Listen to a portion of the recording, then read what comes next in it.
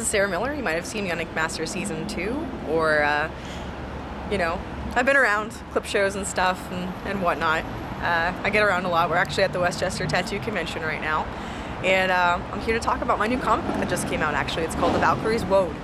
The focal point of the story is Norse mythology, and specifically the characters of Rona and Tobin. Rona is a little spitfire. She just wants to be a shield maiden and be amazing and battle everybody, and Tobin wants to preserve the history and culture of the Vikings.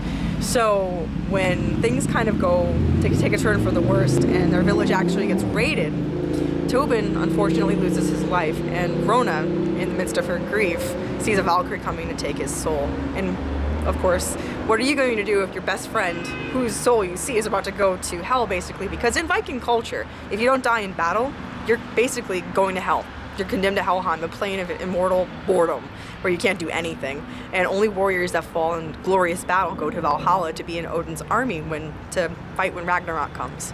So she decides to save Tobin's soul because she discovers that her feelings for him are a little bit stronger than what she thought, and she can't live without him. And that's just kind of the story as it starts. She takes his soul and runs off, and that's where the action begins. And you can actually pick that up at this issue, just released in December, the very first issue, full issue of the Valkyries Wode, action and everything. So, people that were involved in this project. This project actually was conceptualized about 2.5, 3 years ago. Me and Anthony Morecci, we were talking, and we wanted to actually do a short film together. And I really wanted to do something with Viking culture and mythology and all that lovely stuff.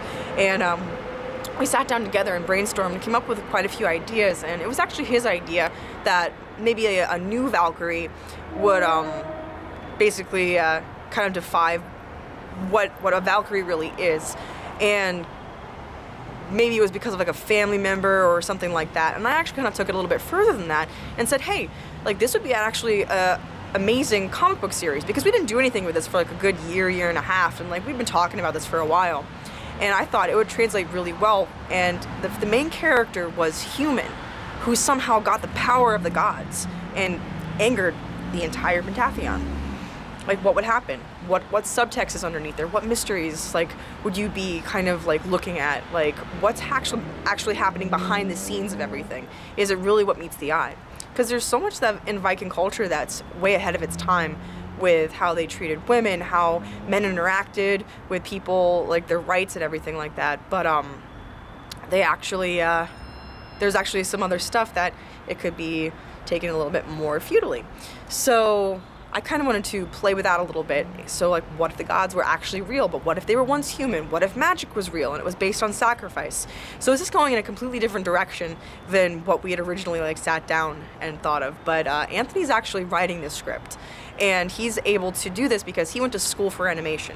And he's able to take everything that we're talking about and put it down in a way that's visually entertaining. And it flows very, very well. I do have editorial rights, however, with certain things. More about our team.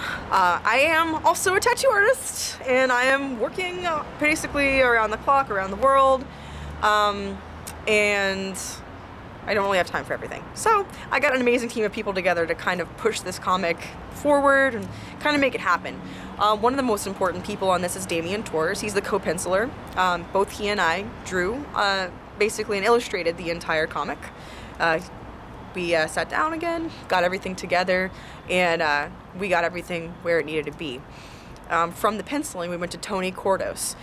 He is an amazing inker. He's worked with a lot of the big names in the industry right now. Specifically, the biggest title he worked on was Fathom. He did a couple covers. And he's the one that has inked this entire project. From there, we handed it off to Halo Janowski. You might have seen him on Ink Master Season 4. And what he did was he colored the entire comic book, barring a couple pages based on time limitations. And honestly, this comic wouldn't have gotten done if everybody hadn't come together and pushed through, because like all of us, we were working on a tight schedule. We were all working on different projects, and we had all the different things that we had to do to make sure our bills got paid. But we all got together and we pushed the whole thing through, and we got issue 0 released just in time for New York Comic Con back in October. How can people get issue 0?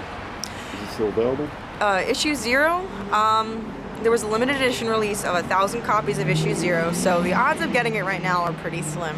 You might be able to find a copy on eBay, or if you really are interested, you might be able to call the shop. It's 412-668-2263. That's my tattoo shop. And you can call and ask if we have any in reserve, or you can see if it's still available online. You can go to the Valkyries, actually it's you can go to valkyrieswode.com, VALKYRIESWODE.com, just Valkyries Wode. And there's an online option to order the comic book. There's synopsises of the characters, and there'll be special edition things that you'll be able to find only on the website, or special events that are upcoming that you'll be able to get limited release for. This has been Sarah Miller from Ink Master Season 2. Thank you so much for watching talesofthetatt.com. I hope you enjoyed this episode, and tune in for the next one pretty shortly.